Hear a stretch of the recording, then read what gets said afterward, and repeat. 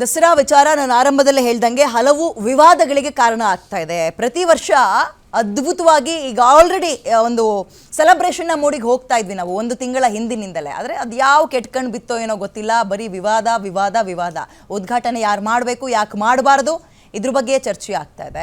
ಇದ್ರ ಬಗ್ಗೆ ಇವತ್ತು ಕೂಡ ನಾವು ಡಿಬೇಟ್ನ ಮಾಡ್ತಾ ಹೋಗೋಣ. ನನ್ನ ಜೊತೆ ಗೆಸ್ಟ್ಗಳಿದ್ದಾರೆ. ಅದಕ್ಕಿಂತ ಮುಂಚೆ ಈ ದಸರಾಗೆ ಸಂಬಂಧಪಟ್ಟಂತೆ ರಾಜಕೀಯ ತಿರುವನ್ನ ಪಡೆದುಕೊಂಡಿದೆ. ಇದು ಮುಸ್ಲಿಮರು ಹಿಂದೂ ಹಬ್ಬ ಆಚರಿಸಬೇಡಿ ಅಂತ ಟೀಚರ್ ಒಬ್ರು ಹೇಳಿದ್ದಾರೆ. ನಾನು ಆರಂಭದಲ್ಲೇ ಹೇಳಿದ್ನಲ್ಲ, ಇದು ಪಕ್ಕದ ರಾಜ್ಯ ಕೇರಳದಲ್ಲಾಗಿರೋದು.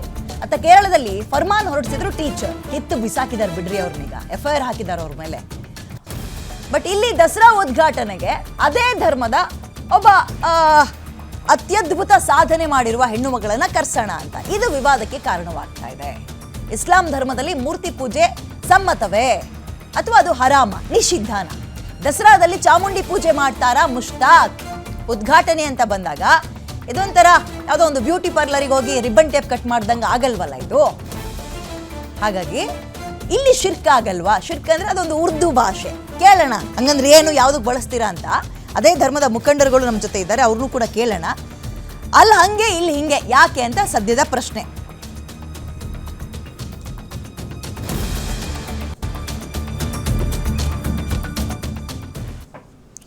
ಓಕೆ, ಇದ್ರ ಬಗ್ಗೆ ಚರ್ಚೆನ ಮಾಡ್ತಾ ಹೋಗೋಣ. ನಮ್ಮ ಜೊತೆ ಗೆಸ್ಟ್ಗಳು ಕೂಡ ಜಾಯ್ನ್ ಆಗಿದ್ದಾರೆ, ವೆಲ್ಕಮ್ ಮಾಡ್ಕೊಳ್ತೀನಿ. ಕಾಂಗ್ರೆಸ್ ವಕ್ತಾರಾಗಿ ನಟರಾಜ್ ಗೌಡ್ರು ನಮ್ಮ ಜೊತೆ ಇದ್ದಾರೆ. ಸರ್ ನಮಸ್ತೆ, ಕಾರ್ಯಕ್ರಮಕ್ಕೆ ಸ್ವಾಗತ ತಮಗೆ. ನಮಸ್ತೆ. ಇನ್ನು ಶಿವಸೇನಾ ಕರ್ನಾಟಕದಿಂದ ಭಾಸ್ಕರನ್ ಅವರು ಜಾಯ್ನ್ ಆಗಿದ್ದಾರೆ, ನಿಮಗೂ ಕೂಡ ಕಾರ್ಯಕ್ರಮಕ್ಕೆ ಸ್ವಾಗತ ಸರ್.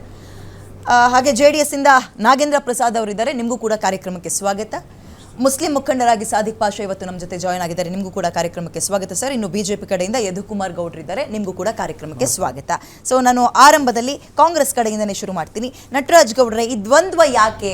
ಇಲ್ದಲೇ ಇರೋ ಕಿತಾಪತಿನ ಹುಟ್ಟಾಕ್ತಾ ಕಾಂಗ್ರೆಸ್ ಏನ್ ಅನ್ಸುತ್ತೆ ಬಾನು ಮುಷ್ತಾಕ್ ಅವರ ಉದ್ಘಾಟನೆಗೆ ಸಂಬಂಧಪಟ್ಟಂತೆ? ನೋಡಿ, ಬಾನು ಮುಷ್ತಾಕ್ ಅವರು ಒಂದು ಪ್ರಗತಿಪರ ಚಿಂತಕರು, ಕವಯಿತ್ರಿ, ಹೋರಾಟಗಾರರು, ಸಾಮಾಜಿಕ ನ್ಯಾಯದ ಪರವಾಗಿ, ಮಹಿಳೆಯರ ಪರವಾಗಿ, ಅದರೊಳಗೆ ವಿಶೇಷವಾಗಿ ಅಲ್ಪಸಂಖ್ಯಾತರ ಮಹಿಳೆಯರ ಪರವಾಗಿ ಬಹಳ ಹೋರಾಟಗಳನ್ನು ಮಾಡ್ಕೊಂಡು ಬಂದಿರತಕ್ಕಂಥವ್ರು. ವಕೀಲೆಯಾಗಿ ದಲಿತರು, ಹಿಂದುಳಿದವರು ಬಹಳ ಜನಗಳ ಕೇಸ್ಗಳನ್ನು ಅವ್ರ ಪರವಾಗಿ ವಕಾಲತ್ತು ವಹಿಸಿದಂಥವ್ರು, ಕವಯಿತ್ರಿ. ಮತ್ತು ಈ ಸಮಯದಲ್ಲಿ ಈ ವರ್ಷ ಕನ್ನಡದ ಹಿರಿಮೆಯನ್ನು ಇಡೀ ಪ್ರಪಂಚಕ್ಕೆ ಸಾರದವರು ಬೂಕರ್ ಪ್ರಶಸ್ತಿ ಮುಖಾಂತರ ಅವರು ಒಂದು ಹೆಮ್ಮೆ ಆಗಿದ್ದಾರೆ, ಕರ್ನಾಟಕಕ್ಕೆ ಒಂದು ಹೆಮ್ಮೆ ಆಗಿದ್ದಾರೆ. ಆಮೇಲೆ ಅವರು ಈ ದಸರಾ ಒಂದು ಅವರ ಸಾಧನೆಯನ್ನ ನೋಡಿ ನಾವು ಕರೆಸ್ತಾ ಇದೀವಿ, ಧರ್ಮನಲ್ಲ ಅಂತ. ನೀವು ಧರ್ಮ ಅಲ್ಲ, ಅದು ಕರೆಕ್ಟ್, ನೀವು ಹೇಳಿದ ನಿಜ. ಯಾಕಂದ್ರೆ ಅಂತಹ ಸಾಧಕಿಯನ್ನ ಗೌರವಿಸಬೇಕಾದ್ರು. ಮತ್ತೆ ನಮ್ದಂತಹ ಒಂದು ನಾಡ ಹಬ್ಬ ಇದೆಯಲ್ಲ, 7 ಕೋಟಿ ಜನಗಳು ಪಾಲ್ಗೊಳ್ಳುವ ಹಬ್ಬ. ಆ 7 ಕೋಟಿ ಜನಗಳು ಪಾಲ್ಗೊಳ್ಳುವ ಹಬ್ಬ, ಇಡೀ ವಿಶ್ವವಿಖ್ಯಾತ ದಸರಾ ಇದೆಯಲ್ಲ, ಆ ಸಮಯದಲ್ಲಿ ಅದು ಉದ್ಘಾಟನೆ ಮಾಡಿಸೋ ಮುಖಾಂತರ ನಾಡಿಗೂ ಒಂದು ಹೆಮ್ಮೆ, ಅವ್ರಿಗೂ ಒಂದು ಪರಸ್ಪರ ಗೌರವ ಕೊಟ್ಟಂಗ. ನಿಮಗೆ ಹೆಮ್ಮೆ ಅನಿಸ್ತದೆ, ಬೇರೆಯವ್ರಿಗೆ ಅನಿಸ್ತಾ ಇಲ್ವಲ್ಲ? ಅದಕ್ಕೆ ನಾನು ಹೇಳ್ತೀನಿ.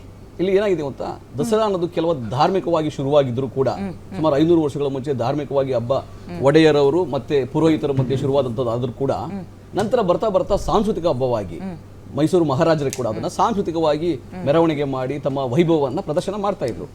ಈ ಸ್ವತಂತ್ರ ನಂತರ ಏನಾಗಿದೆ, ಮಹಾರಾಜರು ಇಲ್ಲ. ಆ ಸಮಯದಲ್ಲಿ ಈಗಿನ ಸರ್ಕಾರನೇ ತೀರ್ಮಾನ ಮಾಡಿ ಅವರನ್ನ ಆ ಮಹಾರಾಜರ ಬದಲಾಗಿ ಯಾವ ರೀತಿಯಾಗಿ ದಸರಾ ಮೆರವಣಿಗೆಯಲ್ಲಿ ಯಾರನ್ನ ಕುಂಡಿಸ್ಬೇಕು ಅಂತ ಒಂದು ಚರ್ಚೆ ಮಾಡಿ ತೀರ್ಮಾನ ಮಾಡಿ ನಾಡ ದೇವತೆ ಚಾಮುಂಡಿ ಕುಣಿಸೋಣ ಅಂತ ಹೇಳಿ ಆ ದಸರಾ ಮುಖ್ಯ ಆನೆಯ ಮೇಲೆ ಅದನ್ನ ಮೆರವಣಿಗೆ ಅಂಬಾರಿಯಲ್ಲಿ ಕುಣಿಸುವಂಥದ್ದು. ಈ ವೈಭವವನ್ನ ಇಡೀ ಪ್ರಪಂಚದ ಎಲ್ಲಾ ಜನ ಬಂದು ನೋಡಿ ಸಾಂಸ್ಕೃತಿಕ ಕಾರ್ಯಕ್ರಮಗಳನ್ನ ನಡೆಸ್ತಾರೆ ಅನ್ನೋ ಕಾರಣಕ್ಕೆ ಅದು ಧಾರ್ಮಿಕ ಹಬ್ಬ ಅನ್ನಕ್ಕಾಗಲ್ಲ ಅಲ್ವಾ? ಹಂಗಂದ್ರೆ ಈಗ ಗಣಪತಿ ಹಬ್ಬ ಮಾಡ್ತೀವಲ್ಲ ನಾವು, ತಿಂಗಳಾನ್ಗಟ್ಲೆ ಕೂರಿಸ್ತಾರೆ, ಸಂಜೆ ಹೊತ್ತು ಕಾರ್ಯಕ್ರಮಗಳನ್ನ ಮಾಡ್ತಾರೆ, ಸಾಂಸ್ಕೃತಿಕ ಕಾರ್ಯಕ್ರಮಗಳಿರುತ್ತೆ, ಬೇರೆ ಧರ್ಮದವರು ಬಂದು ಆರ್ಕೆಸ್ಟ್ರಾಗಳನ್ನ ಅಥವಾ ಇನ್ನೇನೇನು ನೋಡ್ತಾರೆ ಅನ್ನೋ ಕಾರಣಕ್ಕೆ ಅದು ಧಾರ್ಮಿಕ ಹಬ್ಬ ಅಲ್ಲ, ಗಣಪತಿ ಹಬ್ಬ ಎಲ್ಲರೂ ಹಬ್ಬ ಅಂದ್ಬಿಡ್ತೀರಾ ನೀವು? ಹಂಗಂದ್ರೆ ಇವತ್ತು ದಸರಾ, ನಾಳೆ ಗಣಪತಿ ಹಬ್ಬನ. ಗಣಪತಿ ಶುರುವಾಗಿದ್ದೇ ಸಾರ್ವಜನಿಕರು ಎಲ್ಲರೂ ಆಯ್ತಾ, ಅದು 100 ವರ್ಷ 120 130 ವರ್ಷ ಮುಂಚೆ ಶುರುವಾದದ್ದೇ, ಎಲ್ಲರೂ ಸೇರ್ಸ್ಕೋಬೇಕು, ಸಮಾಜವನ್ನ ಒಟ್ಟುಗೂಡ್ಸಕ್ಕೆ ಮಾಡಿರುವಂತ ಹಬ್ಬ ಅದು ಗಣಪತಿ ಹಬ್ಬ. ಇಲ್ಲ, ಅದಂಗೇನೆ ಮಾಡಿದ್ದು, ಸಮಾಜವನ್ನ ಜನಗಳನ್ನ ಒಟ್ಟಾಗಿ ಸೇರಿಸಬೇಕು ಅಂತ ಹೇಳಿ, ಸ್ವತಂತ್ರ ಹೋರಾಟಕ್ಕೆ ಮುಂಚೆ ಎಲ್ಲರೂ ಸೇರಿಸಬೇಕು ಅಂತ ಹೇಳಿ ಆ ಸಮಯದಲ್ಲಿ ಮಾಡುವಂಥದ್ದು ಮಹಾರಾಷ್ಟ್ರದಲ್ಲಿ. ನಾನೇನ್ ಹೇಳ್ತಾ ಇದ್ರೆ, ಇದು ಧಾರ್ಮಿಕವಾಗಿ ಶುರುವಾದ್ರೂ ಕೂಡ ಸಾಂಸ್ಕೃತಿಕ ಬಣ್ಣವನ್ನ ಪಡ್ಕೊಂತು. ತದನಂತರ ಮೈಸೂರು ಮಹಾರಾಜರ ಬದಲಾಗಿ ಅಂಬಾರಿ ಮೇಲೆ ಚಾಮುಂಡಿ ದೇವತೆಯನ್ನು ಕುಂಡಿಸಿ ನಾಡ ಹಬ್ಬವಾಗಿ ಅದನ್ನ ಆಚರಣೆ ಮಾಡ್ತಾ ಇದೀವಿ. ಇನ್ನೊಂದು, ಟಿಪ್ಪು ಸುಲ್ತಾನ್ ಕಾಲದಲ್ಲೂ ಕೂಡ, ಹೈದರಾಲಿ ಕಾಲದಲ್ಲೂ ಕೂಡ, ಮಹಾರಾಜ ಇಲ್ದಲಿದ್ದಾಗಲೂ ಕೂಡ ಅವರ ಬೆಂಬಲದಿಂದ, ಪ್ರೋತ್ಸಾಹದಿಂದ ಅದು ನಡೀತಾ ಇತ್ತು. ಇದೇ ದಸರಾವನ್ನ ಒಂದು ಪರಂಪರೆ ಸೃಷ್ಟಿ ಮಾಡಿದ ದಸರಾ. ಏನ್ ಪರಂಪರೆ ಅಂದ್ರೆ, ಮಿರ್ಜಾ ಇಸ್ಮಾಯಿಲ್ ಅವರು ಕೂಡ ಉದ್ಘಾಟನೆ ಮಾಡಿದ್ದಾರೆ, ನಿಜಾರ್ ಅಹಮದ್ ಕೂಡ ಉದ್ಘಾಟನೆ ಮಾಡಿದ್ದಾರೆ. ಈಗ ಭಾನು ಮುಷ್ಕಾಕ್ ಕೂಡ ಉದ್ಘಾಟನೆ ಮಾಡ್ತಾ ಇದ್ದಾರೆ. ಅಂದ್ರೆ ಇದನ್ನ ಒಂದು ಸೌಹಾರ್ದತೆಯಿಂದ ಎಲ್ಲಾ ಜನಗಳು ಪಾಲ್ಗೊಳ್ಳುವ ಹಬ್ಬವಾಗಿ ಇದನ್ನ ಪರಿವರ್ತನೆ ಆಗಿರ್ತಕ್ಕಂಥದ್ದು.